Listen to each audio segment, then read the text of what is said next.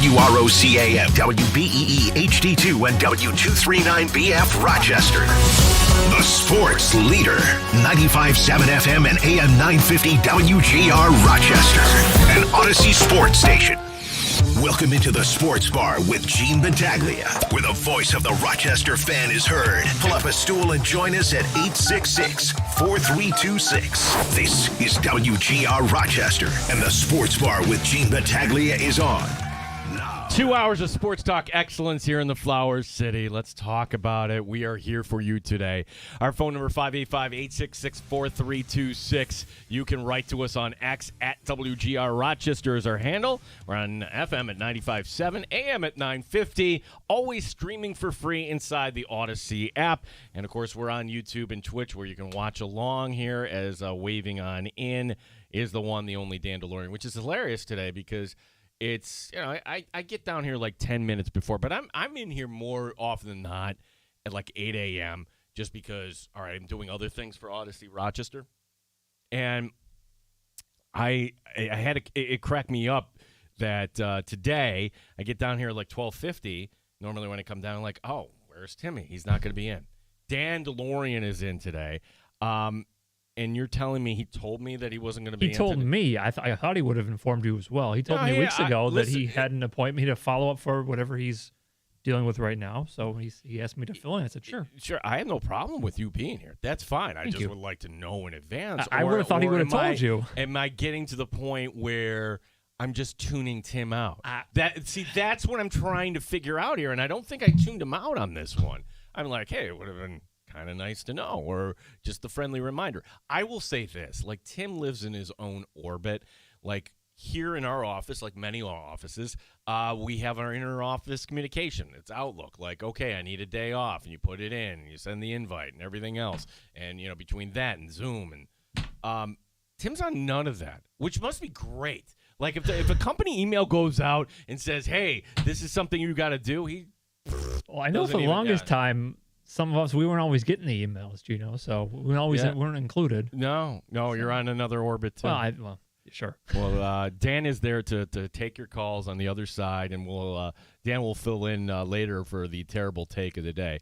Now, today, why don't we have a Sabre guest on? Well, that's because right about now, it's the rare instance where you have like two media availabilities going on simultaneously. In Orchard Park, you have the Buffalo Bills, where Joe Brady just wrapping up now, as it's the one day that media is let in for OTAs. OTAs aren't just one day a week. They're going on the whole week. But what the Bills decided years ago, and I think this was like peak drought era, where you had E.J. Manuel competing against Tyrod one year.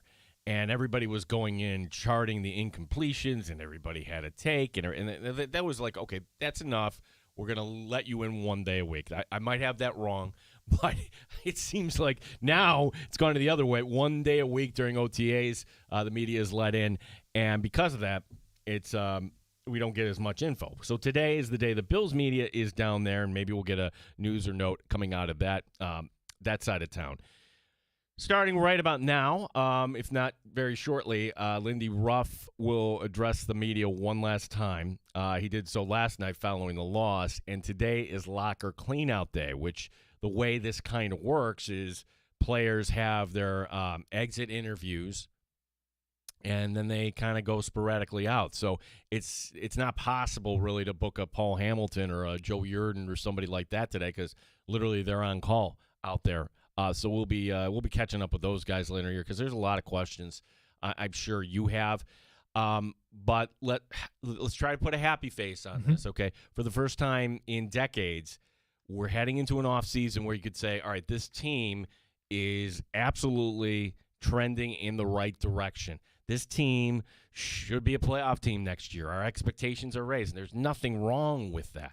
And I don't look at this year. You might. I don't. As a missed opportunity. Like last night was a missed opportunity. Okay, if the Sabres won last night, to me, that would have been the ceiling for the Sabres this year, honestly. Because could they have gotten by Carolina? Maybe.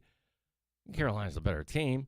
I don't think they're getting by Colorado. I mean, like ultimately, this if you're not hoisting the cup, then this is just all kind of fun for the ride, but it's going to come to a bitter end, and it did last night. And some of the things that we were concerned about showed up at the worst time for the Sabres in this 7-game series. As I tell my son, the other team gets paid too. The other coach gets paid too. Montreal is a very good team. And would it surprise me if Montreal knocked off Carolina? Not at all. Not at all. Dobach, I was expecting him to kind of – he did enough last night. He did enough. And if you're one to focus on the officiating, now you go back to earlier in the series, the one game was called terribly. Honestly, I have no problem with last night. Even the quick whistle, and let me explain, because the quick whistle happens. By quick whistle is you should give that, if you're the official, the extra half beat. Mm-hmm. And the official didn't quite do it. It's, hey, it's out of sight. Once the whistle blows, there's no review. That's it. The play is dead. Sorry, everyone.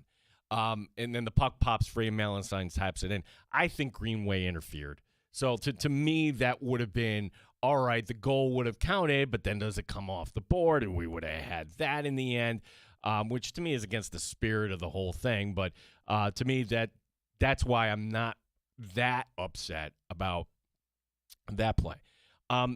In real time, the first goal by Montreal, I'm like, that's a kick. What are they doing? And then I'm, on the radio broadcast, Rob Ray and some smarter people than me, no, they were fine with it.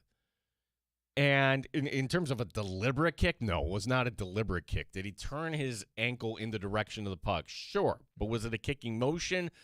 I would have liked it being overturned, but I'm not upset. There are worse egregious things. So that is something. To me, last night, there are the opportunities that the Sabres will just kind of, the 2-on-1 in overtime, how Thompson couldn't pull the trigger on the pass to Benson. That, to me, is that was ball game right there. And what would John Sterling say is yeah, ball game over, second round series over, Sabres win, the Sabres win. No, that didn't happen. Dahlin had a magnificent series. You hear the but in my voice. And I saw Matt Beauvais say, hey, I don't have a problem with what Dahlin was trying to do in overtime. I'm sorry, if you're going to just kind of dance around at the blue line, that leads to the play going the other direction. As I'm talking about this, it's showing it, yeah. Yeah, they're showing it on McAfee. And I guess this is where we've come from, not just for the Sabres, but for the sport of hockey. Okay, how long are we into the show? 8 minutes. 8 minutes, yeah. This is right at the top. Yeah. And you had Wembanyama last night doing magnificent stuff, but the NHL, maybe it's because of the platform they were on last night. Hey, we're putting this on almost equal par with the NBA. I think that's fantastic, even though this is not a highlight I certainly want to watch back. But it's just kind of, coincidental as I'm talking about this play, and McAfee puts it up on the air. Yeah, that leads to the play going in the other direction. And UPL has to stop that. Mm-hmm. I know it goes off the glove a little bit, and it just kind of changes the trajectory ever so slightly, but it is not the worst deflection in the world. You're looking at UPL, and again, they're showing this right now. It's at the top of the circle. Mm-hmm. So, would that be as they call a grade A opportunity? No, it's not. It's not. Is it the worst goal that was given up by the Sabres this postseason? No. No. Did you see Alex Lyon there in Game 6? So that's kind of where we start here. As you're welcome to join us at 585. Excuse me, I'm talking with my hands. And I knocked the mic right off. The Good Smoke Barbecue and Pub Wingman line at 866-4326. Award-winning barbecue from Good Smoke Barbecue and Pub, 135 West Commercial Street, East Rochester, goodsmokebbq.com. You can write to us on X as Timmy did. Thompson makes the pass to Benson in overtime. The Sabres are playing Thursday night. Yeah. Thank you for writing it, Tim. Yeah, there's no doubt about it. So, I want to hear solutions, though, kind of moving forward. That it's not too – we can do the autopsy on the Sabres here, but it's kind of one and the same, right? Was anybody going to be feeling really good about this goalie rotation? You know why the goalie rotation worked this year? Because you're not playing Montreal every game. You're playing San Jose, Chicago, a beaten up Florida team where you're scoring goals and you get average goaltending, voila, and everything looks a little different. But neither of these guys are elite. And I think Alex Line is a fun story. I think he'd be an ideal number 2, but he's not the guy you should rely on. It's UPL that I think is, and we've discussed this going back to 1.0 here in the sports bar for years. The development of UPL, I think, was botched. Like, the Amerks are in a Calder Cup playoff. Seth Thappert is the head coach. UPL could be on the Clear Day roster, and he's not. And the reason for that is, well, he's earned the right as an NHL player. Really? He's never played in one playoff game anywhere. He's still a kid. What are we talking about? He should have been here. And years later, like, they sent Kulik back, and you've had reinforcements when available. But I just that's always stuck in my craw that UPL wasn't here that playoff season. Subban was here and he did a fine job. But ultimately, if it's about development, why don't you develop a goaltender in the playoffs? That can't connect that, I suppose, from last night to going back some 4 years ago. But I can't tell you UPL is going to improve year over year. So the dream here, the solution is, can the Sabres swing for the fences when it comes to their goaltending? Because when you look up front and you look on the blue line, that's a good team. Mm-hmm. It's a damn good team. And a still very young team. That's the exciting part. I feel like we've scratched the surface with Dahlin here. I feel like Benson is going to be the player that people around the league will love or hate. He was A+++ in this second round matchup. Konsta Helenus. Mm-hmm. Okay, and then you put in Oslin, and then hopefully you get Yuri Kulik back. Mm-hmm. There are exciting things with the Sabres that need to kind of that you can build off of. However, you're going to have to move some of those parts here if you want to get the goaltender of your dreams. And the one guy that we will all focus in on is the guy up in Winnipeg who will have cryptic comments, Connor Hellebuck. Connor Hellebuck, Team USA, star goaltender, and where are the Winnipeg Jets going? You're making that call. The other teams are making that call, certainly. But if somehow the Sabres were able to pull off a deal like that, you're talking about this team maybe as a Stanley Cup favorite, not just contender, a favorite. And I don't know if we were ready for that, but we would certainly take it and welcome it on. And then you would kind of back it up. The other thing, too, when I go back to, Thad Brown joined us a couple weeks ago, and we had the discussion about goaltending, and it was something he said. I was like, the best goaltender in the organization, the one with the highest ceiling, plays in Rochester. Mm-hmm.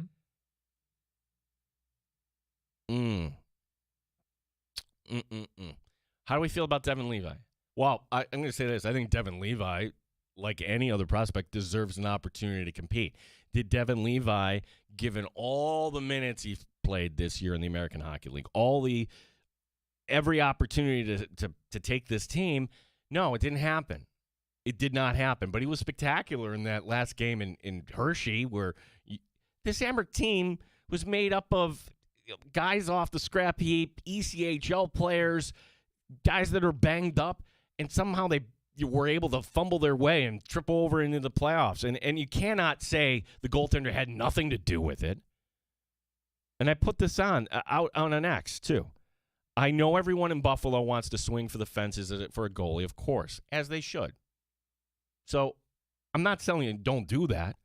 But I'm telling you is You don't think other teams are thinking of this? Mm-hmm. You think like the Sabres are the only team that are looking for a goaltender? Like, hey, you know what? The Rangers sucked last year. Let's go get Igor Shesterkin. Like, it's not that easy. They are not free agents, folks. Like, you're going to have to give up something of value in return. So, as I say that, yeah, of course they should, be in the market. But if that doesn't pan out, there's another option to look at from Rochester. Christine writing in, I want Devin Levi to be ready. Well, me too. So, like, at this point, though, it's like, are we really going to know unless you're going to give him a little bit of look? Are you willing to maybe kind of start slower out of the gate? I think Devin Levi should start up in Buffalo next year. See what you got there. And if it doesn't work out, then, assuming they don't get the big fish. If they get one of the guys, forget it. Like, okay, sorry, Devin, and then you trade Devin Levi. And that might end up happening, too. They might end up realizing, you know what, we can find somebody better. Like, I'm just saying, though, you should give Devin Levi a chance. Jason writing in, Levi isn't even close to an NHL goalie. He was barely an NHL goalie for large chunks of the season. I would agree with you 2 years ago, Gene, but he's gotten progressively worse each season. Even Leone sounded less impressed with him on multiple occasions this past season. Yeah, you can write to us. I'm at Gene Battaglia, or you can write it to us at WGR Rochester. That is our handle. And then you hear the Twitter noise, only because Dan DeLorean finally had to go to X rather than It's Twitter. still Twitter to me, So it will always be Twitter. Always be. That's fine. I can respect that. Well, Jason, I hear you, but you how do you evaluate that? It's like the good quarterback behind a bad offensive line and no wide receivers. It's all kind of one package there. And if Levi was unhappy, we didn't really know about it. We had the one report from the podcast there from Andrew Peters, but after that, there really wasn't anything. We asked Mike Leone, and he didn't take the bait on that question, as he shouldn't, I suppose. But I think Levi would be kind of an interesting storyline, and everybody in Buffalo kind of gives the stiff arm to Devin Levi, and I'm like, I don't know why that is. So just get ready for that, and that's the way it's going to be too. Like if the Sabres don't get somebody big, Colton Ellis is fun. Come on, that's not really an option. And Alex Line is under a contract for another year, as is UPL. I could see the Sabres easily kind of, putzing around with three goaltenders as they did last year. Maybe Ellis is the odd guy out. Maybe you're actually keeping up Devin Levi. 585-866-4326. The other thing is, too, and this is locker cleanout day, and this is the day where now we might learn some info. Okay, and quite often the info is, I was playing hurt. I was playing with this. I was playing with that. I'm Joe Thornton. I was playing with a torn ACL. Like, I don't know if we're going to get to that. But I think it needs to be discussed. What the heck happened to Alex Tuch in this series? Alex Tuch against Boston, exactly what you expect. Like +8. That line was just fine. And they had to break up the lines. And Alex Tuch, to me, was like a zombie out there. He was not getting to the net. He was not creating. Granted, I'm not the hockey expert here, but what your eyes tell you, you should trust your eyes. Something's off. Something isn't right. That doesn't look like Alex Tuch. And people are out and pitching. Don't pay the guy. You don't need to pay the guy. Okay, let's stop right there. How many times have you heard over the years, I'm banging things, I'm knocking things over? How many times have you heard over the years about contract guys in a contract year that they are going to just put everything into it, and then they get the money, and it's never going to be the same, right? That's always the contract year is, well, this was the contract year. This is the contract playoffs. This was the time to shine. You want your new contract, and that happens? First of all, feel sorry for Alex Tuch. whether it's Buffalo or somewhere else, he cost himself a lot of money. And you know what? He might come back to Buffalo because who in the league was impressed with that? Unless we're going to find out something today on the other side. Because to me, Alex Tuck, he's a leader on this team. And for everybody that wants him off the team, I think you're short-sighted. Alex Tuck was the guy after a win over the Kings. It's January. Oh, my gosh, the team might be in the playoffs. He's like, no. We're not happy getting in. We want to win the Stanley Cup. Okay, now, obviously that didn't happen. But you put your teammates on notice. You said the thing out loud. And you know what? It worked. It worked. And it gave us, count fingers, January, February, March, April, May, 5 months of the best hockey we've had in Buffalo in 20 years. Since you go back to the time they lost up to Ottawa, Dan. Thanks. Well, I'm just putting that in there to make you feel happier. From the High Falls Studios, where today, I'm not kidding. I'm going to show this to the camera. We have this problem in the cold months. The winter? Yeah. In the winter, where it was like going back, like there's no heat in here. And it was Greg who gave us the indoor thermometer. And the indoor thermometer would say 59 or whatever it was. I'm like, if I call the city of Rochester, I could get my employer dinged. They're the landlord. Now I'm going to show everybody what it is today. 80 degrees here in the High Falls studio. Is it accurate, though? It's 100%. You're not feeling it? Well, I just, in the wintertime, sometimes it's not always, it doesn't always look like it's right. Yeah, no. Well, it feels like 80 in here. It's 80.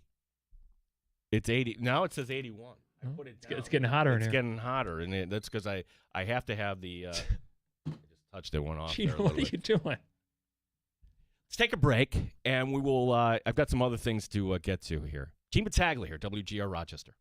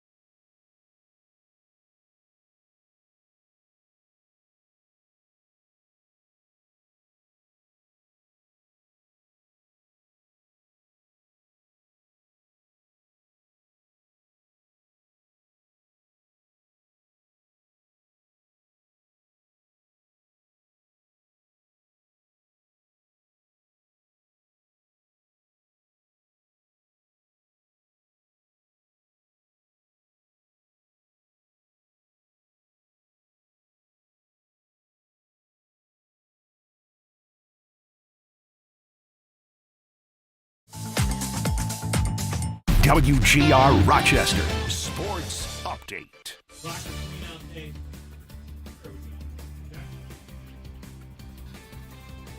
Locker cleanout day has commenced in Buffalo. The season ending with a 3-2 overtime loss to the Canadians. Lindy Ruff's post-game message. It hurts. I told the team it hurts. That pain will go away, but I won't let this one game define the season we had. I told the players how proud I was of them. The battle, we took into Game 6 in Montreal and then came back here and gave ourselves every chance to win. So this one game doesn't define our season for us. Dennis Bernstein from the fourth period will join us next hour here in the Sports Bar. Rochester Red Wings on the road tonight, first of 6 in Worcester.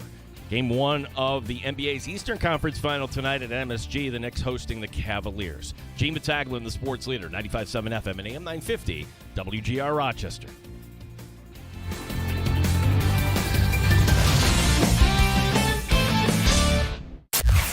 The best local sports talk in the Flower City. The Sports Bar with Gene Battaglia on the Sports Leader. 95.7 FM and AM 950 WGR. Rochester. I thought we played a really good game, which makes it even tougher of a taste. Had a lot of chances. Whoopi played great. Keeps it tight for us and claw our way back into it, and felt like we had all the momentum. Just couldn't score. Yeah, really thought that was gonna end different. Yeah, Tage Thompson as that stat they threw up, too. If the Sabres had pulled it off, they would have been the first hockey team since 1950, first NHL team since 1950 to win a Game 6 and a Game 7, being down multiple goals in both games. Welcoming you back here to the Sports Bar. Gene Battaglia with you. Our phone number, 866-4326. You can write to us on X at WGR Rochester. And I think the Levi question is a little bit of a hot button, as Nikki writing in. The Levi hate will never make sense to me. Jacksonville Iceman and college freshman thrown into the fray. Levi handled himself like a total pro. I would like to see him get a shot in front of a much better team. Goalie development isn't linear. I think that last part is the key there. And it is the one position I would say in all the sports. Like, I think I want a goalie that's not the young hotshot. I think I want the goalie that's mentally tough. Somebody that's 30 or older, right? You want that seasoned veteran that knows how to calm things down, and if something bad happens, I'm going to put it out of my mind. And for Devin Levi, he's somebody that had the high expectation because he comes over in the Reinhart trade, right? And because of that, you have this spotlight. And maybe this is kind of a bad thing where, like, Sabre fans are down and out, and he goes up and he plays really well in Buffalo. And all of a sudden, people think, hey, we have our guy. But it's not that long a sample size. And because it's not that long a sample size, you see some things that aren't going right. And eventually he ends back up in Rochester. And then they didn't even give him a call up this year. What I would love to know is, if the Sabres didn't catch fire, would they have given him a look this year just to say, all right, let's see what we have here? But the team is winning. The formula is working. Like, in retrospect, we can't criticize the UPL Lion kind of alternating deal here. To me, that was the right move for Lindy Ruff the whole season. But once it started working, and then, hey, we're going to make the playoffs. Let's improve our playoff seeding. Hey, we got home ice. Let's see if we can win the division. Oh, my gosh, we won the division. Yay. Kind of look back at it now. It's like, all right, it's nice to win the division. Really, to me, the division, the home ice, doesn't mean as much. It's just really the first-round opponent. And for the first-round opponent, evading Tampa or Montreal end up a good thing. Because if the Sabres, for example, had to play Montreal in the first round. So I guess that's how I'm talking myself into, all right, that you got to the second round because you won the division, basically. Because I think it's fair to say, all right, that might have played out the first round the same way. And Buffalo played Montreal in 7 games. 585-866-4326. Gene Battaglia with you here on the Sports Bar in Rochester. We will talk to Dennis Bernstein, who, when I texted him last night, hey, Dennis, would you have some time tomorrow? He's like, sure, you want to do that after a Montreal win? I'm like, oh, yeah, I know. And a lot of people in the hockey world were picking Montreal last night. And I'm just going to be curious to get his thoughts as to why. Is Montreal actually a legit contender to take the whole thing? I mean, heck, Final Four team. It's hockey. Anything could happen, I suppose. But we'll ask Dennis here his opinion on Alex Tuck, how much money he might have cost himself in this series, his opinion about the goaltending, and some of the other issues surrounding this Sabre team. Dennis Bernstein, fourth period, will join us in hour number 2. You're welcome to join us. 585-866-4326 is the number to call. Some other things that are happening in the world of sports. And let's start with baseball. That who amongst us thinks that the ABS system is bad? Joining us on the show today, Dan DeLorean. ABS system, and we were exposed to it prior to the major leagues. It was a big story like this spring. My goodness, look at this. I'm like, yeah, we've had this in how long in AAA here? Dan, yes or no, ABS? I initially was out on it. I didn't like all the changes. Now it's kind of zero to me. I'm glad they have it. It gets more of the calls right. So yeah, I don't mind it now, but initially I didn't like it. I think anything any criticism like originally we might have had was just how you would imagine this. We imagine it like the NFL. We're like, okay, we're going to review this. We're going to review that. No, it's like tennis. There's the technology. You were wrong. So let me set this up. Last night, it was a long season, right? Red Sox are in Kansas City facing the Royals. It's the former Met, Seth Lugo, who's actually kind of found a home there in Kansas City.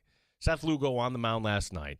And Salvatore Perez, the veteran, catcher for the Royals, So when you think of catchers, like you're going to you're going to cast a movie, who would be the catcher? For many years, it might have been like Veritek, or you might say Posada, but like you want that grizzled veteran you're not going to mess with. Salvatore Perez of the Royals, that guy, and he can swing the bat.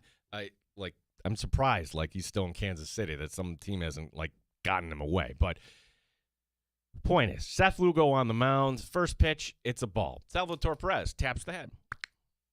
Laz Diaz is the home plate umpire. Oh, it's a strike. Count goes now to 0-1. Okay, Lugo again. Pitch. Ball inside. Nope. Taps the head again. Salvatore Perez. Up, it's a strike. Instead of it being 2-0, it's now 0-2.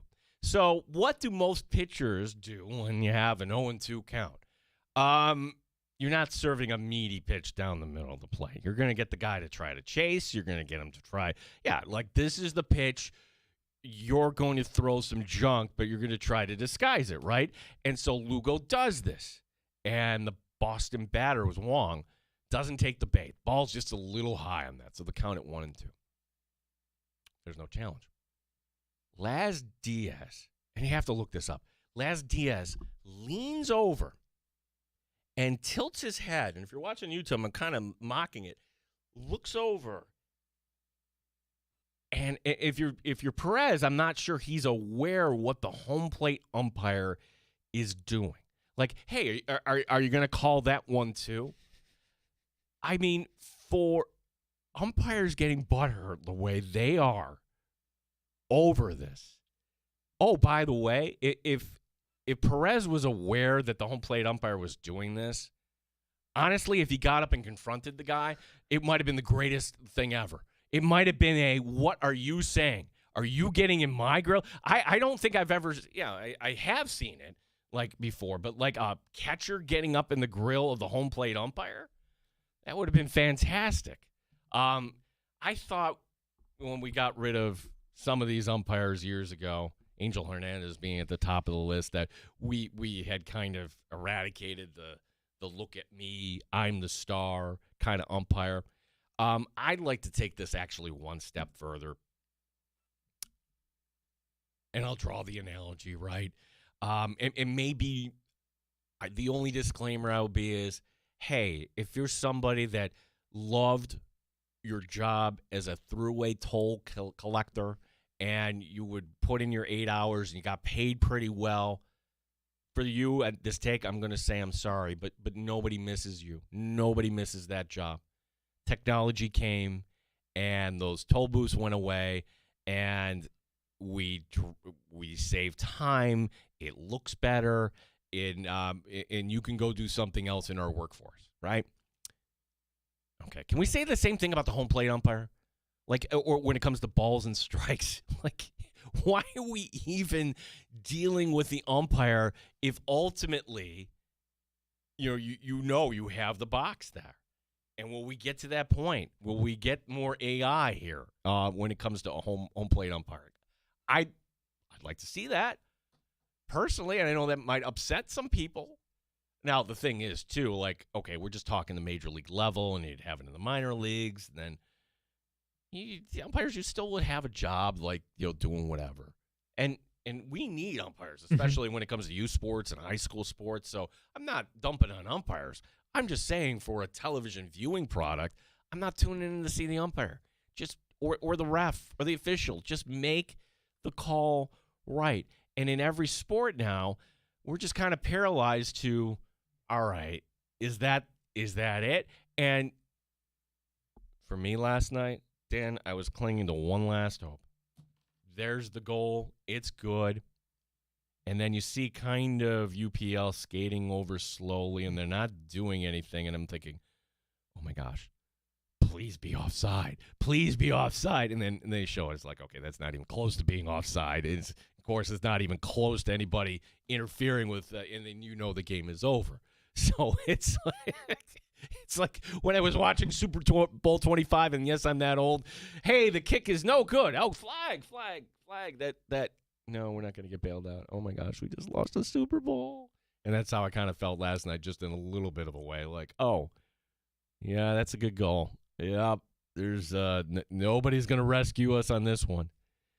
Now, I would have loved, for the no goal, like what would have happened with Dallas, like, jumping around on the ice and Hall scores the winning goal. Yay! No, it's actually against the rules. He's in the blue paint. You clearly that shouldn't have counted. And it wasn't until, like, way after somebody showed the replay and, like, oh, my gosh, how did that even happen? Sabres were robbed. I don't know. Like, ultimately, that was Game 6. And the play would have continued, and maybe Dallas wins it later on in Game 6. Or maybe you go back to Dallas, and Dallas wins it in Game 7. So it's not like the Sabres right then and there had the Cup won and they lost. It was just the final play. Dennis Bernstein, we'll talk more hockey coming up next hour here in the Sports Bar, as we're keeping our ear to the ground, too, as locker cleanout day going on for the Sabres, OTAs for the Buffalo Bills. If you missed Matt Perino on the show yesterday, yesterday. Normally joins us around this time on a Tuesday, but because he had the commitment to be out in Buffalo, Matt was good enough to move up his appearance to yesterday, and we talked about the schedule, and we talked about how everything's kind of good in the contract world for the Buffalo Bills and some of the areas of competition. You can download the Odyssey app, or, again, our buddy, Dan DeLorean, he's waving to the camera. It's you. Wearing your Brockport gear today. I got to translate 27 degrees. Yeah, I hit the button for Celsius. I don't know how to get it back. It is just an oven in here, but you know what? It's like our little sauna here. Yes. You can listen to Matt Perino yesterday if you want some good Bills content on the show. Just download the Odyssey app, or wherever you find your fine audio. Just type in Sports Bar, WGR Rochester. The show Quarterback dropping on July 14th. Now, they did the wide receivers. Now, this was fun a few years ago where you had Patrick Mahomes, remember that? And you had Kirk Cousins, and you also had Marcus Mariota. So what was good about that was they showed you quarterbacks all at the various ends of the spectrum, where, okay, you have the Super Bowl winning quarterback, you have the veteran who's just trying to, make the most of his opportunity here, and then you have Mariota, who, all right, once upon a time, second round overall pick, but he's just kind of flailing. They had to go to the wide receivers as heck they couldn't find enough commits. And we had the one time we had Josh Allen on the show, I asked him, like, hey, would you consider doing this? And it was kind of like, oh, you kind of gave the non-answer, like, oh, I don't know. And I just kind of said, Josh, everybody has a number, right? And Josh Allen is so media savvy to know that if he acknowledges me verbally, that goes into print, and then it could be twisted as if to say, yeah, Josh Allen wants more money, which is not the case, because people half listen, right? And then so Josh kind of does the quietly nodding his head toward me. Like, okay, yep, you've got a point on that. The quarterbacks that are going to drop on the show this year, and again, kind of going with the various players on the spectrum. Baker Mayfield, Jaden Daniels, Joe Flacco, Cam Ward. This would be a fun debate, right? If I name those 4 quarterbacks, which guy are you the most interested in? And to me, it would be one that I would say I'm the most interested in learning about. I kind of know what Joe Flacco is all about at this point of his career. And I will always give him credit. Like, he don't need to do this, but he found a second act, and he's doing this for fun. Maybe he's doing it because he wants to be away with his family. Ha, ha, ha. I don't know, but he's still providing, quality play at a position that's very difficult to find, right? As a number 2 quarterback, I should say. Baker Mayfield. Okay, but I think we know what Baker Mayfield's all about, too. Like, are you going to learn much? You would hope. You could have the debate about Jaden Daniels or Cam Ward. Jaden Daniels, year number 3. There's some pressure. Okay, who are you? Who are you? Are you the quarterback that was taken number 2 overall that led your team to an NFC championship game? Or are you the quarterback that, hey, you were banged up last year and then things just didn't kind of work and now our coach might be gone? That's interesting. To me, the answer is Cam Ward. Cam Ward, number 1 overall pick, team that none of us are paying any attention to. The Tennessee Titans. Okay, they hire in a new coach, Robert Saleh, and I think Robert Saleh will do good things on the other side of the ball. Can he let Cam Ward in the offense? Who is going to be coaching Cam Ward? What guidance is he going to get? You hear good things about Cam Ward, but because it's Tennessee, I don't think we get enough content out of there. I'm not saying Tennessee all of a sudden is going to win the division, but that's a quarterback that could very easily take a step from year 1 to year 2. And all of a sudden, hey, that's a guy I'd like to have in my flex in a fantasy league. So Cam Ward, I want to learn a little bit more about. All those guys, that'll be fun. So quarterback dropping on Netflix, that'll be July 14th.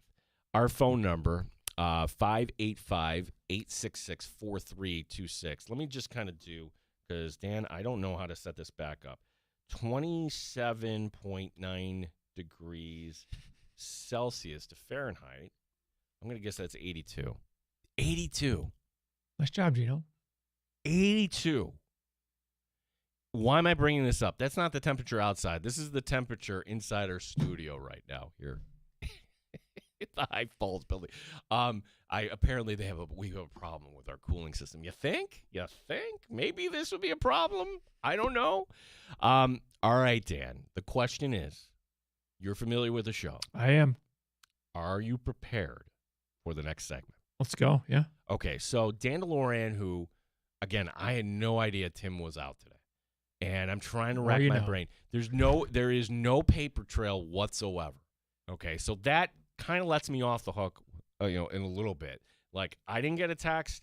I don't see an email. Nothing. It's what we would call a hallway conversation, if it even happened. He told you, which is the important thing. He told me. He told you. So that's fine. But I would have thought Tim yesterday might have said, oh, hey, by the way, I won't be here tomorrow. Yeah, I mean, I don't know your conversations you guys have, so that's just... Yeah, no, he didn't. Yeah, he didn't mention that at all. But we'll have Dan. Anybody wants to write in a theme song for Dan? Please. Yeah, please. Please do. Like you're like the backup quarterback. People love you. People want more of you. Like, and when you come in and you stick your marker, like, wow, that guy should be a starting quarterback. It kind of feels like a goalie rotation in a way between me and Tim. Okay. Just to tie it back into Buffalo. Yeah, you're kind of... Am I Lion or UPL? You're Colton Ellis. You're Colton Ellis. Sorry, buddy. Who's the third one? Who's the other guy? I know. Listen, I'd like to think I'm Vasilevsky here. Ooh, I'm like, yeah, come on. You got 2 championships. Oh, yeah, right. Yeah, like we win here on the show, Dan. Like, we win. Rochester's #1 show in the 2 p.m. hour. Gene Battaglia with you here as we will Listen, we'll have Dan's terrible take of the day. We'll talk to Dennis Bernstein from the fourth period as where do the Sabres go from here. And now we have hockey's Final Four. It's not like we're going to turn off the sport altogether, so we'll pick his brain about all that. Gene Battaglia with you here, WGR Rochester.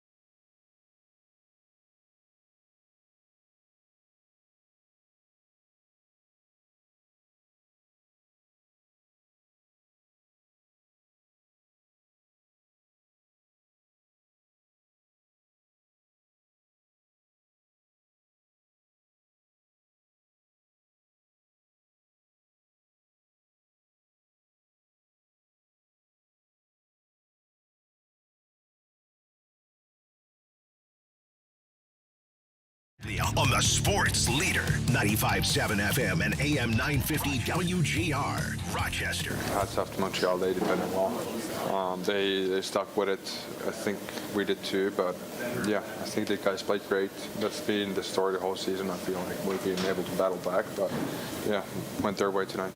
Yeah, that was Ukko-Pekka Luukkonen following last night's loss, which, hey, he stopped a couple breakaways. There's one hit, crossbar by the Canadians. To me, last night, UPL, it's kind of like B- performance. But in the Game 7, you need an A, and that was the slight difference. And hey, now do we all understand, or if we've forgotten? And this is what it's about, right? When you see cities win a championship, and you're kind of coming together. That is why it's one big old party. It's just let's let this hang out. And for the Stanley Cup playoffs, it is just one giant ride. And the idea that now Buffalo fans have something else they can kind of point to as far as a disappointment along the way. Now, if I'm comparing the Bills to the Sabres, let's be honest. The bigger missed opportunity this year, far and away, were the Buffalo Bills. Did you not see the AFC?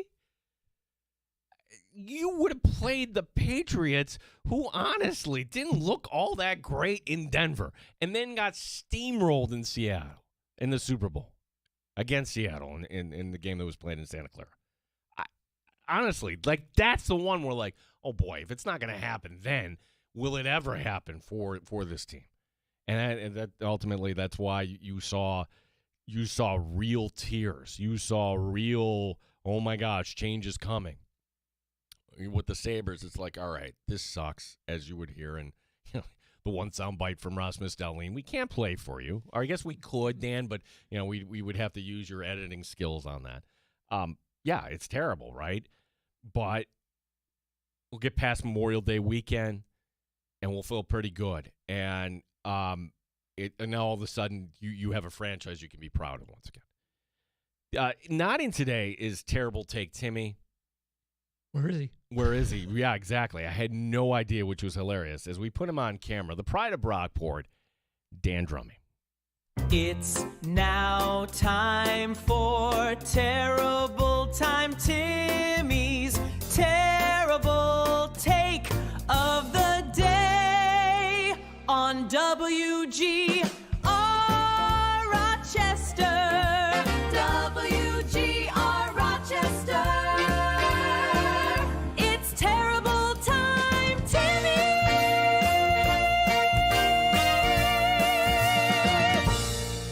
First off, I want to say pride of Brockport. I'm a Hilton guy. You know that. Dude, I know you're I'm wearing Brockport gear. I know. Wear your Hilton gear. You could listen. Nobody's going to call me the pride of Fordham. All right, that's not going to happen. Pride of Fordham is Mike Breen or Michael Kay, the late Vince Scully. All right, I shouldn't even mention myself in that company. You're the pride of Brockport and Hilton. Go ahead. Okay, fair enough. I mean, you gave me so many questions that I could actually go with just from your first segment alone, talking about the Sabres and the goalie situation. But I wanted to say, first of all, my condolences to Sabres fans today. Obviously, it wasn't the way that you wanted it to end. But when you look back, Gino, when did this whole season, when did it really start turning around? It was in December, right? It was December. Oh, wait a second. I see where you're saying. It was December 9th. 9 times. It was on Benny Mardones. Exactly. Day. So basically what this season was for Sabres fans was a Christmas gift, so to speak. It was a gift because they had been terrible for so long. 15 years, or if you're Sean McDonough, who says 14 years on ESPN, 15 years of suffering, right? So I know that Sabres fans obviously don't feel great today. And you talked about all the young future, the young kids, and where this team could go. And could you trade for a goalie? Could you trade Alex Tuch? All this stuff. I think Sabres fans, when you look back on this, will say, you know what? This season was a gift. It was a Benny Mardones gift for Sabres fans in 2026. All right. So, Dan, Like, I am envisioning if you're new to the show, you're like, what the heck is he talking about? All right, so like a lot of friend groups, we have inside jokes, okay? And inside jokes on the radio don't work unless you explain them, right? And one of the inside jokes was, and I don't even remember how this came up, but if you grew up in the 80s or 90s, things that were on the air, on, commercial radio back then, today would not clear. And to the fact that, like, when we're looking back in nostalgia, like the Benny Mardones song, Into the Night. Tell me how any of that is legal. It's reprehensible when you actually, if you did a dramatic reading of the lyrics.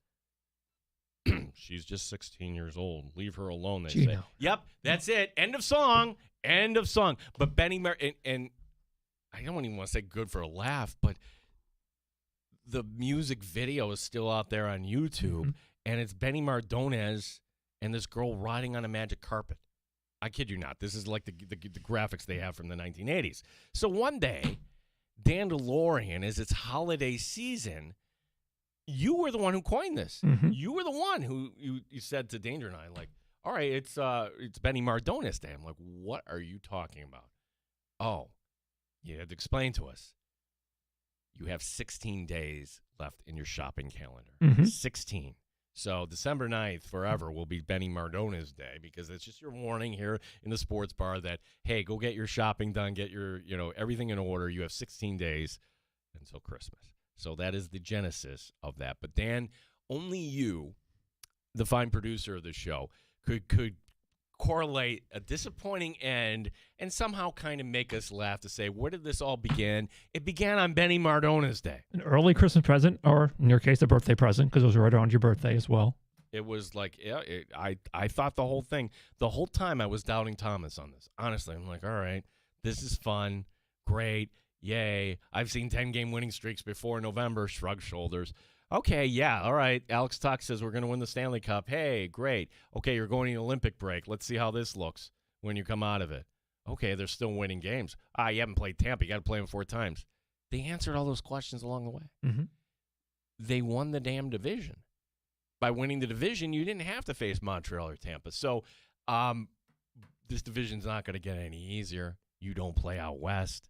That's the thing. That's annoying, right? Like, oh, great. Like, Vegas is in there. Buffalo would have beat Vegas this year. I'm sorry. Like, if I had to do, like, the power rankings right now, you're shaking your head no? I think Vegas is scary good. Wow. All right. I do. All right. We're going to defer that to the expert, Dennis Bernstein, to join us here later this hour at the bottom of hour number 2. You're welcome to join us at 866-4326. Gene Battaglia here on WGR Rochester.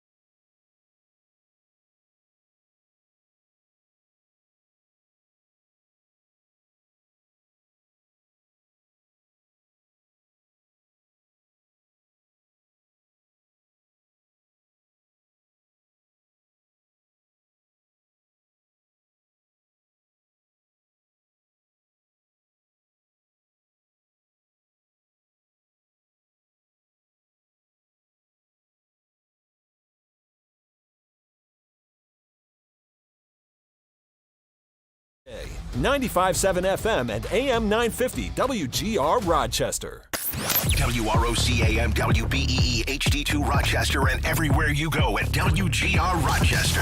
The sports leader, 95.7 FM and AM 950 WGR Rochester. An Odyssey sports station. WGR Rochester. Sports Update. Locker cleanout day has commenced in Buffalo. As Yuri Kulik just speaking now, he had a blood clot removed a couple months ago. He says he's going to be fine for the upcoming season. Last night, season ending for the Sabres. 3-2, the overtime loss to the Canadians. Rasmus Dahlin still feeling the pain. We could have scored a few more. He had some good saves. It comes down to small things. Today they got the bounces. It's one shot that decides the whole season. It sucks. Yeah. Dennis Bernstein, the fourth period, will join us later this hour, talk some NHL. Rochester Red Wings open a series tonight in Worcester. It's game one of the NBA's Eastern Conference Finals tonight, and MSG is the Knicks hosting Cleveland. Gene Battaglin, the sports leader, 95.7 FM and AM 950, WGR Rochester.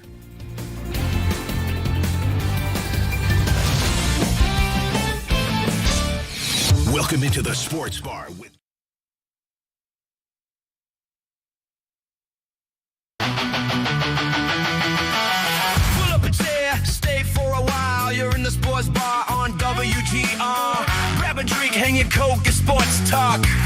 Live from Western New York. It's a master show. 9 times better than your typical host. 9 times. Gene and Tim have takes much hotter than most. No one cares when you're out. Sabres, Bills, Americans, Red Wings, and Nighthawks. Sports bar for Rochester Sports Talk. I remember years ago watching a 49er game, and right over the middle, wide open Jerry Rice. He dropped the ball. It's Jerry Rice. He's one of the greatest of all times. How could that even happen? Folks, the GOAT of producers, Dan DeLorean. You're it's like it could happen to anybody. I'm having one of those days, It's Gio. all right. It's like you're pinching it. See, you knew that Timmy would be out today, and you're cutting up sound. You're doing your normal responsibilities. You're doing 2 jobs at once. So thank you for everything you do. Of course, Gino. We got Dennis coming up here behind the hour. As he called it. He said, "Hey, I'm going to be coming on talking about a Montreal win." Where do we go from here, Sabre fans? What do you think? That seems to be the topic today. And the topic begins with a G, goaltending. And we could just tell this isn't where it needs to be, right? The guy with the higher ceiling between Lion and UPL is UPL. But are you really ready to go with UPL? What are the other options out there? We talked a little bit about Devin Levi. Look, if you are saying he doesn't deserve kind of a look-see at some point, I would think then if that's the case, then the Sabres should trade him. Like, what are we doing here? Like, I can't evaluate Devin Levi the way we should when you have members of the Jacksonville Icemen, playing in front of him. And that's not to slam on the ECHL players. I think they play their hearts out, but, what are we doing sometimes? By the way, who is going to be the affiliate? Have we seen that yet, Dan? I haven't seen it. I saw like Jacksonville's like, nope, we're Minnesota now. I'm like, okay. And I think Minnesota is Iowa. Maybe it's somewhere closer. If anybody knows, and I missed it, by all means, because I'm always kind of curious. Years ago, and I think it's kind of funny now, was Elmira, which that's a great setup. So it was Elmira, and then it was Cincinnati, and then now you're in Jacksonville, which I don't think we fly direct to Jacksonville at all. So, hey, can you get somebody up? I mean, it'll save the organization money if you could do like a little drive here, and considering all the moves that were made last year between the ECHL and the American Hockey League. 585-866-4326. That's the Good Smoke Barbecue and Pub Wingman line. Award-winning barbecue from Good Smoke Barbecue and Pub, 135 West Commercial Street, East Rochester, goodsmokebbq.com. Hey, if you're feeling pain today, sure. Yeah, that kind of sucks. Yeah, it's not fun.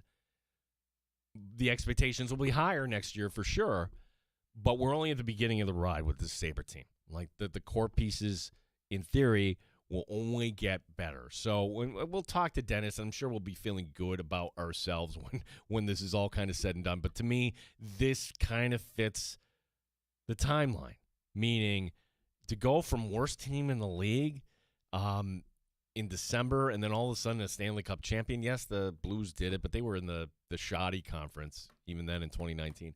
I will say that would have been something had the Sabres actually pulled this off. Next year, if you're looking ahead, okay, Montreal will be good in the division. I think Ottawa, barring that they don't blow the thing up. I need some goaltending help, some defense. Well, but yeah. Okay, so sure. Like that, they'll be like a fringy playoff team. Boston might take a step back. I'm sorry. Like, we need major changes. Okay, good luck with that. Florida might be back. Tampa will be back. I'm curious what Toronto does. Toronto is like the wild card. Like Toronto, I'm all for this guy, Chayka, getting another shot.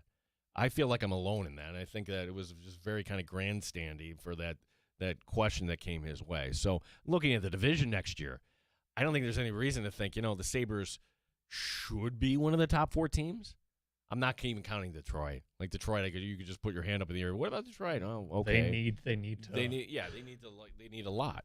And then when I look at the other division, okay, should you really have 2 wild cards coming out of there next year? Carolina will be there, and everything after that is like Islanders. The Penguins will just kind of do their duct tape sort of thing and just try. The landscape is good for the Sabres next year, really is. And if you somehow got the upgrade, I'm not saying don't get the upgrade. I'm saying if you have the opportunity and it costs you a couple first-round picks and a prospect. I got a better one for you. Okay. You can, if you not that Sabres fans want to do this, but people are mad about Tuck. You could ship him somewhere and get a prize if you need to as part of a package. No, you can't. He's a free agent. Well, that's right. That's right. Yeah. So no, he can't. Never mind. Well, the thing is, Dan, that was always okay. That was where we should allocate the money. And coming out of locker cleanup day, I want to know, and we'll get Dennis's opinion. That was quite a fall off. That's an athlete that cost himself some money because teams that are looking for that veteran guy, a winger that can play alongside a top center is Alex Tuck. Yeah, he could have commanded something on the open market, and he still might, but hard for me to imagine. I'm curious to hear the news that comes out of this today. We mentioned it in the update because the first guy that was up is a guy that we didn't see anything of. He was fantastic for the Amherst, Yuri Kulik, and then all of a sudden blood clot issue, and that's not good. Will he ever play again? The answer is yes, he'll be fine. Kulik telling people that a couple months ago he had surgery in Minnesota to remove the blood clot, and now it's just the simple thing of, all right, getting on the ice over the summer and working yourself back into shape, and once that happens, he'll be ready next year, and that gives the Sabres another option. So between Kulik and Oslin, and we didn't even see Carrick at the end, there's going to be a lot of guys that are going to be back next year, and that's why I'm thinking maybe you can bring back Alex Tuck on the cheap. I think that his value might have gone down so much that, all right, now you're the Sabres, you can say, here's our offer, and maybe it's short term. Maybe that's what it is. Maybe that's we'll talk. Dennis would know more about this. Dennis Bernstein, fourth period, joining us here in just a little bit. Phone number 866-4326. Of course, we do talk other sports other than hockey. The Buffalo Bills right now are on the field. It's OTA time. Something Matt Perino brought up to us that was interesting yesterday is, hey, you're not really paying that close attention to kind of how things are operating here in the spring because, after all, OTAs, what are they? It's just nothing more than glorified conditioning, right? It's not until you get to minicamp where you see actual real football. I mean, guys aren't in pads. It's kind of, you're just in shells. You're doing things that sort of look like football, but not really. But it's the time of day. Like, these practices are a little later, and I'm wondering if that's kind of like a Joe Brady sort of change, that things are going to be a little different. And you might give it a Francesa. You may say, well, who cares? What do I care, like what time the Bills practice? You would care if you were out at St. John Fisher University. And maybe things will stay the same at Fisher, but you always had the practice schedule in advance. It was never a surprise. It was never like, McDermott was so meticulous. Hey, we're entering camp, and gentlemen, here's your schedule for the next 2.5 weeks. Boom. And by doing that, the public knew too. Oh, okay. The practice here is going to be at, when was it always? It was always at like 9:15 in the morning, 8:45, right around there, right? Maybe we're going to be practicing in warmer weather in the afternoon. Maybe, dare I say, will we actually get a night practice? Night practice is when McDermott came. They went out. The one night practice you got is always out in Buffalo, the blue and the red scrimmage. And the blue and the red scrimmage, that's going to be a hot ticket this year. First time people are going to be allowed into the stadium. Wow. If I'm the Bills, hey, don't limit it at 20,000. Get a lot of people want to go see the stadium. Let them in. Hopefully they have some sort of open house event. 585-866-4326. So things coming up that are good. All right, so the Bills will shift our attention. It's like the Homer Simpson meme. We have our Sabre gear, and we're going to go into the hedge, and we're going to come out of the hedge, and now I've got Buffalo Bill. You know, that's not really that accurate because the Sabres, I think, we're not down on. Maybe it's the Mets. The Mets gear, I'm going into the hedge, and I'm coming out. Although the Mets scored 10 runs last night in the extra session there and get the win. Most since, don't forget the year, but I'm still not on board with the Mets. Should I buy back in? No. I wasn't going to. No. College sports is dead as we know it. Oh, no. Like, college football, college basketball, not dead. They make money. I'm saying the idea that you're here for an education and let's get you that education, you can help us win games and make some money. That whole notion, or the charade. It's a charade, right? We're not even going with the charade anymore. When you hear this story, I'm like, how is this even possible? What are we even doing here? Like, I think of players like the late Fab Mello, who, he enrolls at Syracuse, doesn't go to class. I mean, we all heard those stories. This isn't even that. It's not even close to that. So a guy that vaguely I remember, R.J. Luis, he was the Big East Player of the Year from 2 years ago at St. John's, okay? And he was an undergrad, as a junior at the time, played at UMass Pryor, goes to St. John's. I think there was another college in between. And he wants to go into the NBA draft. Fine. And I'm sure he got advice. Hey, and the thing is, like, with the NBA draft, it used to be, you better be sure. Because those second-round contracts, not guaranteed. And if you're not drafted at all, okay, good luck to you. Hopefully you like Europe and you're willing to learn another language, okay? And you can make a good career over there. The friend I haven't talked to in years, Roosevelt Bowie, used to do the Razor Shark games. Made a great career playing in Italy. Loves Italy.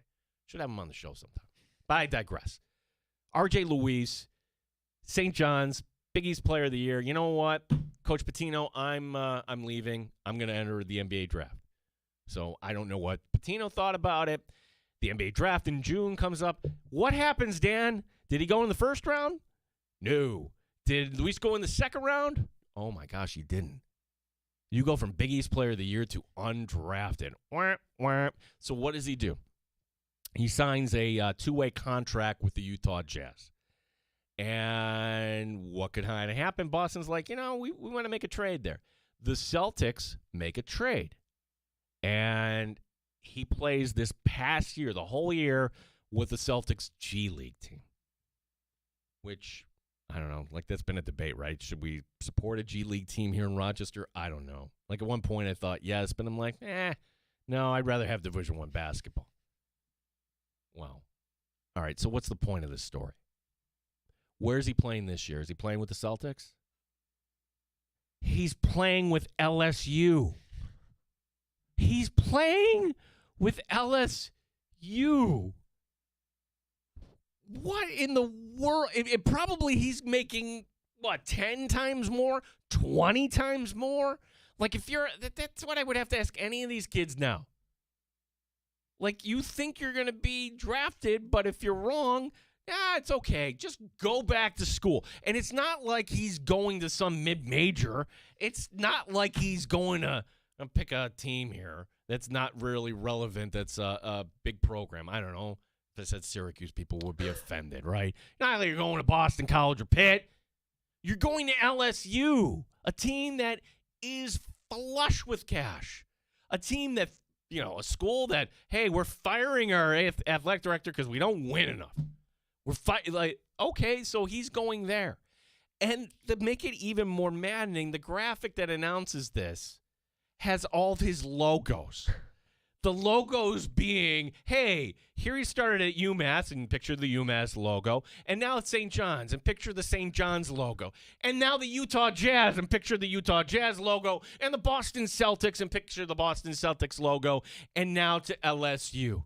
Why not just get rid of the G League and actually have the SEC be the feeder system for the NBA or something like that? Because that's where we are now. Doesn't anybody else think this is stupid? What's going to end up happening is that, because you hear these, okay, we're going to make it 24, we're going to do this. You will have the Big Ten, the SEC, and maybe the ACC, maybe, and maybe the Big 12 break off and say, you know what, we don't need to deal with these little mid-majors. We don't need to deal with the MAC.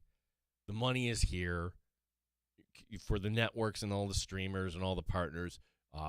We are going to keep the money in-house. We're not going to share any of this damn money. And for football, okay, fine. For basketball, it's going to kill March Madness. It is absolutely going to kill March Madness. I don't know if our lifetime that's actually going to go away or not. But the idea that somebody could enter the draft, play an entire league with a minor league team, and then just go back to college? Like, okay, like pick an Amherst last year. Pick any Amherst. Okay, does that mean, okay, you know what, I don't want to play for the Amherst this year. Let me call Matt Thomas at RIT. I really, what do you got? Like, Tigers might like it. Tigers might like it. There was, Dan, actually, as I say this, somebody's going to write in. Last year, there was a player for Niagara who played for the Syracuse Crunch. And the exception was because it was the COVID year. I don't know, but I'm like, you're looking at the whole thing. So this, I guess, is nothing new. But now it's just going to become more brazen. Yeah. And now you're going to have players jumping back and forth. And I don't know. Like I said at the beginning, college sports is dead. Dennis Bernstein, fourth period. Value his opinion. Where do the Sabres go from here? What about the Final Four in the NHL? Dennis joins us next. Gene Battaglia here, WGR Rochester.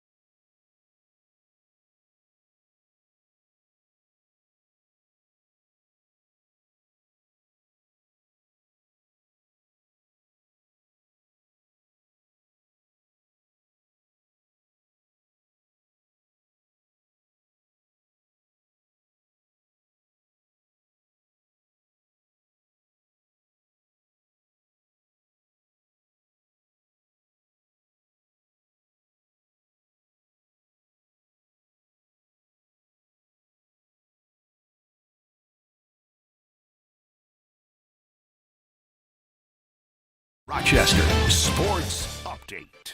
It is locker cleanout day in Buffalo, something fans certainly not looking forward to. The season ending in the 3-2 overtime loss to the Canadiens. Lindy Ruff's post-game message. It hurts. I told the team it hurts. That pain will go away, but I won't let this one game define the season we had. I told the players how proud I was of them. The battle, we took into Game 6 in Montreal and then came back here and gave ourselves every chance to win. So this one game doesn't define our season for us. Yuri Kulik has a blood clot. He told reporters today he'll be good for next season. Dennis Bernstein, the fourth period, Sirius XM. He will join us next year in the Sports Bar. Rochester Red Wings open a series tonight in Worcester. It's game one of Knicks Cavaliers. The NBA's Eastern Conference Finals begin tonight at Madison Square Garden. Gene Battaglin, the sports leader, 95.7 FM and AM 950, WGR Rochester.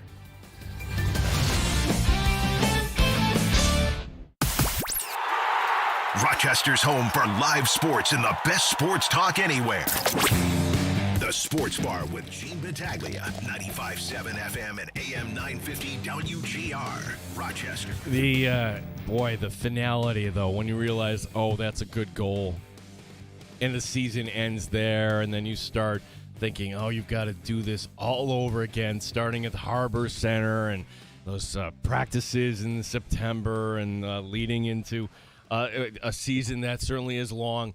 Joining us here on the show today, Dennis Bernstein, who, Dennis, you said, hey, if I come on, you just beware, you might be talking about a Montreal win. Well, Dennis, you were right. A lot of people were right, but I'm not. That was a great series. Dennis, how are you today? I can hear all the broken hearts in Western New York right now, Gene. I'm doing great. What can you say? You play that way, you probably win 80% of the time. But last night was the other 20%. Dobush was great, and UPL's got to stop that shot, but it shouldn't detract, as Lindy said, it shouldn't detract from a great season. Yeah. And this team is turning into a great team, Gino. So, but a bitter loss, but it's something certainly the organization can build on. Yeah, and now all of a sudden we look ahead, and the thing, what cost this team was that you don't have B+, B- goaltending is not going to work against a team like Montreal. And the Sabres got away with that in Game 6. Like, Alex Line didn't have it, and somehow the Sabres turned on the Jets and forced the Game 7. And we're just kind of wondering, Dennis, all right, you do have these two guys under contract. Again, you have UPL coming back. You have Alex Line coming back. Is there any kind of swing for the fences type of player, Hellebuck, Shesterkin, anybody like that who might fit the bill, a team that might be looking to rebuild, that might move off a goaltender like that? I don't think so, Gino. Plus, you'd have to break up your core to do that, and it's a young core. If this was a team that, let's say, was 2 or 3 seasons into a cup run and they couldn't get over because of the goaltending, I would say so. I think they're just going to go back with what they have and try to improve the rest of the team because they're both under contract. I just don't see disrupting this core to trade for a Hellebuck you could get Binnington out of favor. He's out of favor in St. Louis now, but is he really the answer the way he's been playing? I know he plays big in big games, and you could argue maybe he would have won a Game 7 because he has won those games. But the cost to do that, I wouldn't disrupt this team. I would try to sign Alex Tuch, and Tuch probably gave back some money with his performance in his last round, right? So you're going to save some money there. I just don't see that big of move there. I think they have all the components. And look, they were one shot away from getting to a Eastern Conference final. So I think you have to trust the organization to make some maybe minor improvements. But when you look at this team, pound for pound, there's not a lot to improve here. Yes, the goaltending could have been better. But to make a seismic move like that, to move off so many assets, to get a player like a Hellebuck, I just don't see the organization going in that direction. Yeah, and you brought up Tuch. That's another talking point too. Like, no points in the 7 games here, and it's that time of year too with the locker cleanout. We don't know what these guys are dealing with. They're not going to tell us if there's injuries. Like, the eye test tells you, okay, that didn't look like Alex Tuch. If you can kind of expand on this, because maybe that works out in the Sabres' favor here, that you might get a team-friendly deal to bring him back. Yeah. What do you think the market is for a pending free agent like Alex Tuch? No, I think it was what we were talking about, maybe $10 million a year on an AAV long term to keep him in Buffalo. maybe that number's come down now because of his second-round performance. Like, it's still going to be a pricey contract, don't get me wrong, but it's not going to be top of the market. He's not going to be paying – you're not going to pay him more. Look, if he had 8 goals and 7 assists, and you go into a Eastern Conference final, you'd have to swallow hard and say, okay, we got to pay this guy whatever to stay in town. Now you have to have a conversation with him and his agent about, hey, the second round wasn't there, so we still believe in you. You still want to be here. So, and I think you try to bring the guy back, but now you're not going to go overboard bring him back because when you needed him, he didn't produce. It's as simple as that. Now, if there's some injury factor involved, maybe that mitigates it a little bit. But I think based off his second round performance, that he's not going to get top dollar or a dollar that maybe he thought he was going to get down the stretch of the regular season. Yeah, Dennis Bernstein, fourth period, Sirius XM, our guest here. And we kind of knew this, but now it's kind of confirmed. The league should know that Zach Benson. Dennis, I've always wanted a player like this on my team. And I remember like a Claude Lemieux or a Marchand or Steve Avery, just the guy that, okay, I hate that guy, but I love him on my team. Like, what kind of step forward do you think he took in this postseason? Major step forward. He was a prominent player. He was a featured player for this team throughout the stretch and the playoffs. So yeah, he's a guy you can depend on now, and it shows that sometimes you don't need to be the biggest or the fastest or the most skilled to be an effective player in this league. It's a great role. He's a great role model for the undersized players who think that maybe they can't make the league. Well, if you dedicate yourself and you put it all in, and you're with a great group of – and don't get me wrong, he's surrounded with talent. Right? So this is a very talented team, Gino. And there's there's 2 first overall picks on the blue line.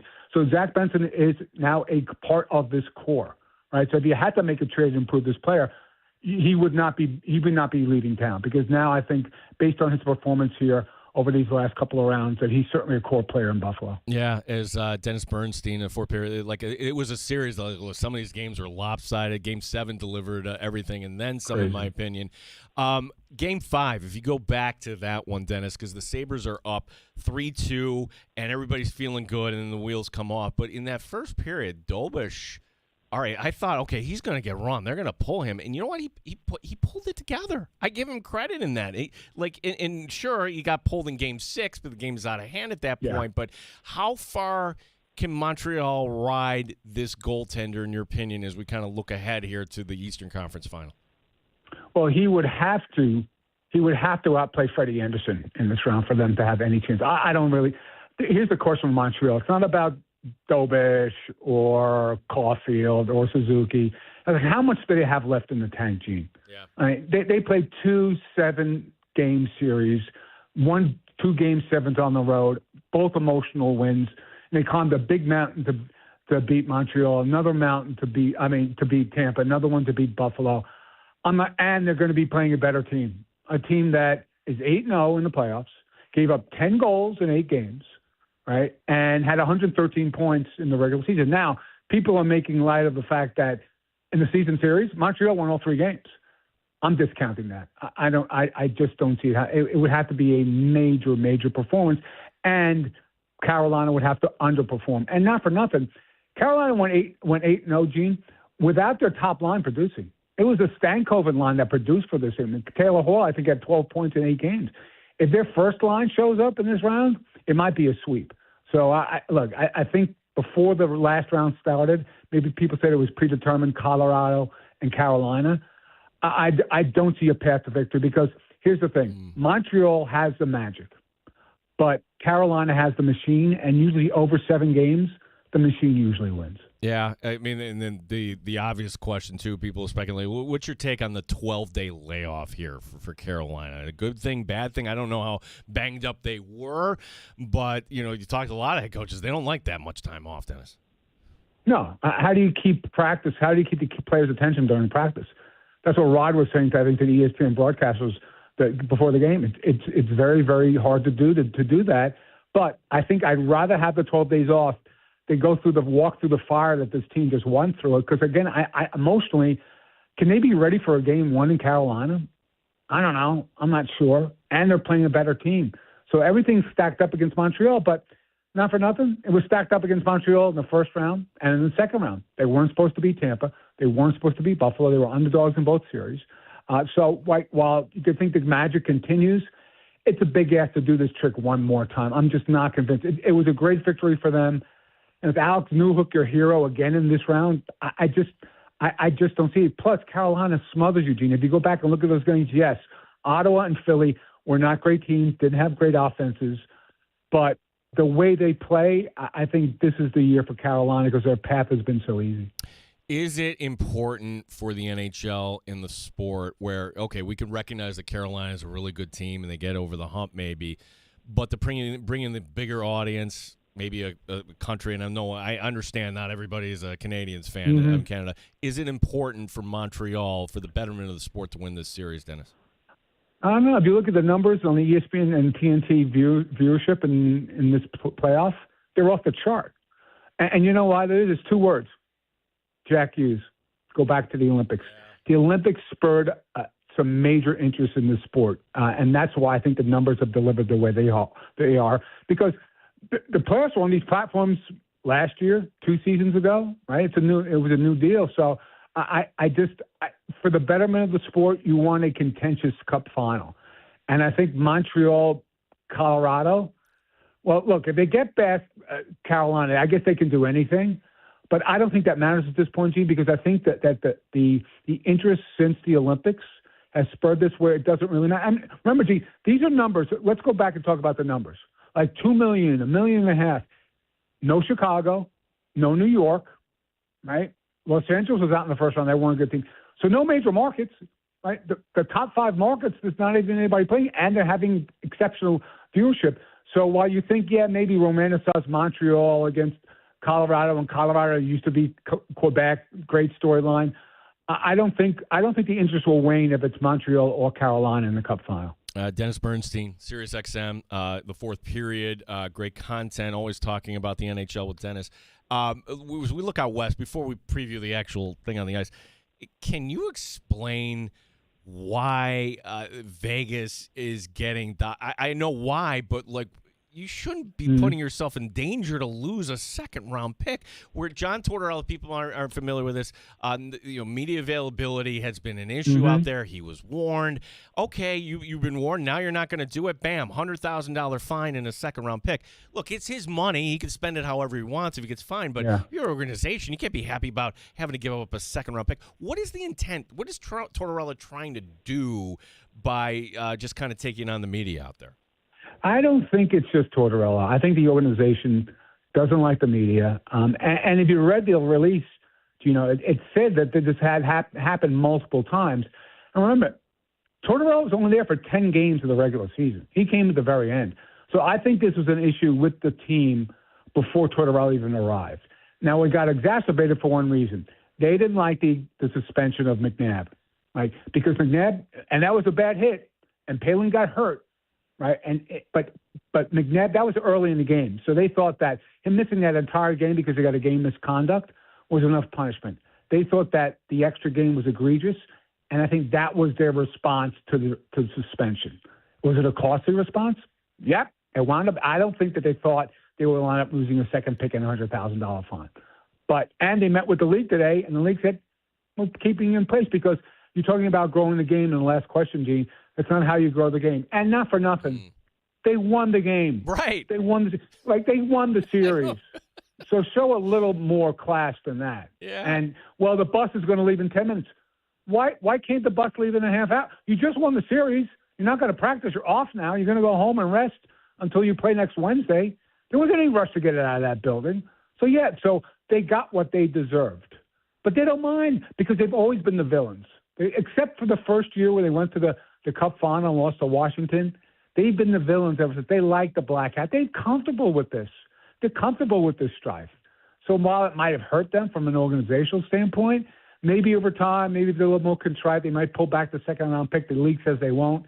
But it was something that we don't need in the game, and I was disappointed to see as a media member that they went that route. Yeah, and now they get Colorado, where Vegas is the underdog.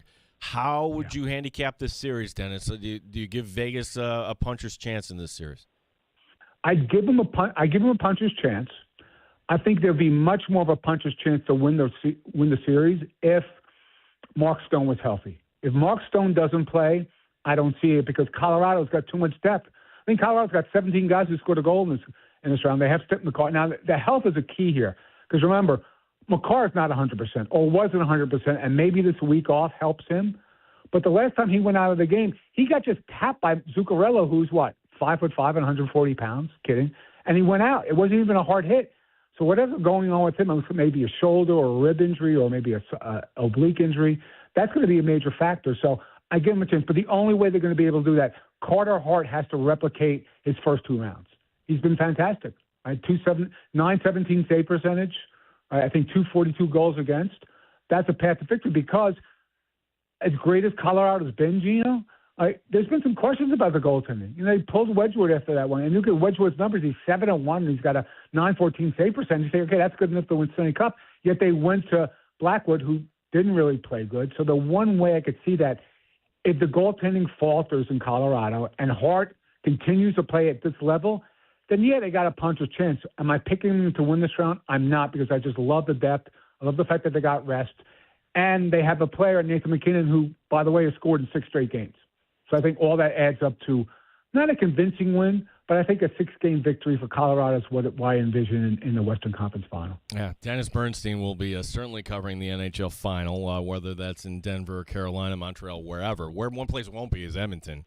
Last question here, Dennis, because this is a story, is a topic we've been talking about, and I don't know if this is real or it's getting real, but what is the temperature out in Edmonton when it comes to Connor McDavid? Because you just do a quick search, and there are people, you can wager on his next team, and I'm like, are we getting ahead of ourselves, or is there a little smoke there? How would you assess the situation with Connor McDavid in the future in Edmonton? If everything was fine, Gene, they wouldn't have fired the coach. But everything isn't fine because they regressed. They went to 2 Cup finals, and they got knocked out by a young team in the first round. And they didn't play well defensively, and they didn't get good goaltending. Sure, there's panic. He signed a 2-year contract. His first year is going to be next season. So all the decisions matter now, Gino. Like, the coach matters. How they're going to fix the defense matters. Like, what are they going to do with certain players? Like, they signed Chet Frederick for 8 years. It was a healthy scratch in the first series. So, yeah, of course there's concern. There better be concern because he wants to win in Edmonton. But the team has to be good enough to win. They were close twice. They weren't close this year. It's a major thing. So the coaching decision has to be important. And I'm sure he will have input, Connor, on as much as that, and probably with respect to acquiring players. They need better players on that team. And if they don't, he'll walk. If they don't win in the next 2 years, he's going to walk. He'd like to stay. Everything would be great if he won next season. They could build a statue. He could play one more season and go to Toronto or L.A. or wherever.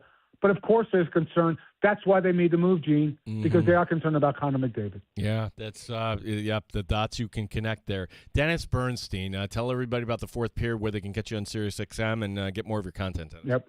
Well, like as I always say, Gino, if you can't find me, it's probably your fault that I'm pretty conspicuous. So Dennis TFP on X.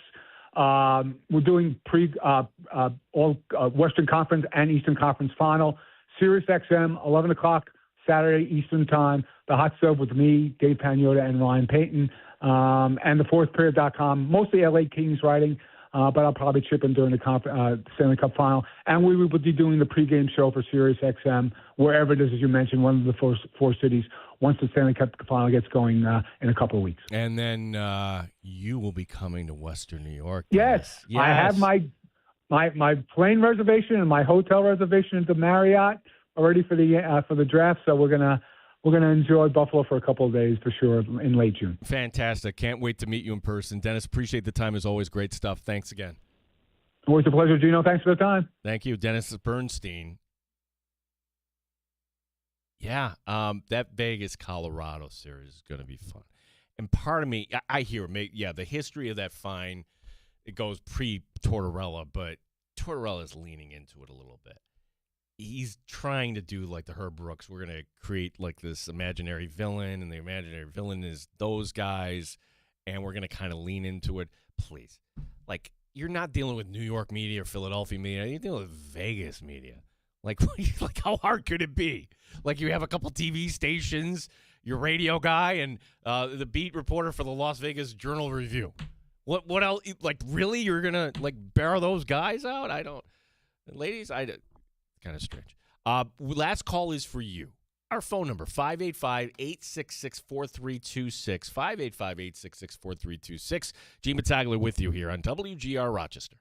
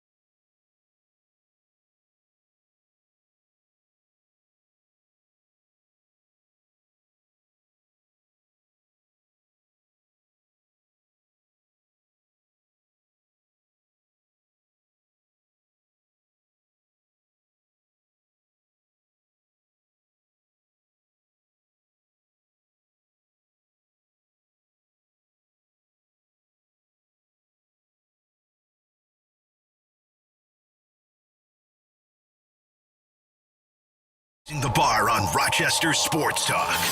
You're in the Sports Bar with Gene Battaglia on the Sports Leader. 95.7 FM and AM 950 WGR, Rochester. Yeah, Alex Tuck isn't the only pending free agent.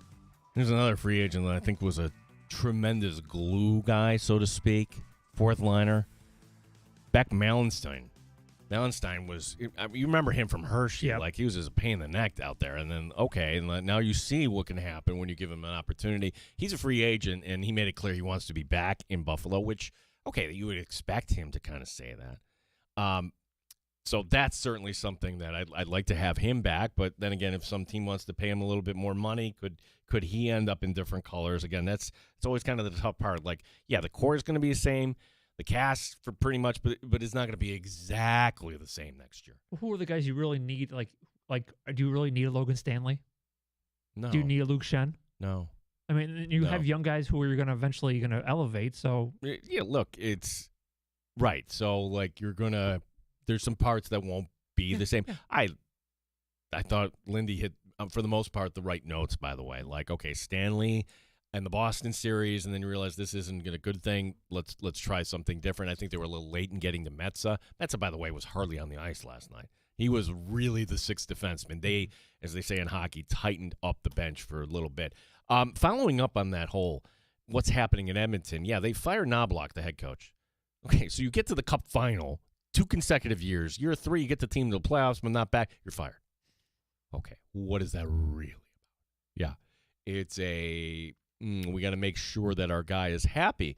And the speculation is that Bruce Cassidy, somebody who was in Vegas and everywhere else. Well, Vegas is not letting him talk to other teams. They don't want him landing in Edmonton. They don't want him to know what might happen there. Dennis is fantastic. Like you said, I could listen to Dennis all day. All day. Dandelion stepping up in role number 2. Thanks, and Gino.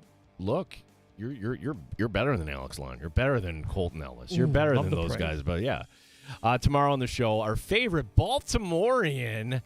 As sure, we got NBA action to talk about. Heck, we have a game tonight between the Knicks and the Cavs. PJ Glasser will join us on the show tomorrow. If you miss any of the show, 1 to 3 p.m. Eastern, we are on the air live. You can download the Odyssey app and listen to the Rewind feature on demand at your convenience. Show up in the Bulldog coming your way next. Say, Sabre fans, tomorrow will be a new day. My name is Gene Battaglia. This is WGR Rochester.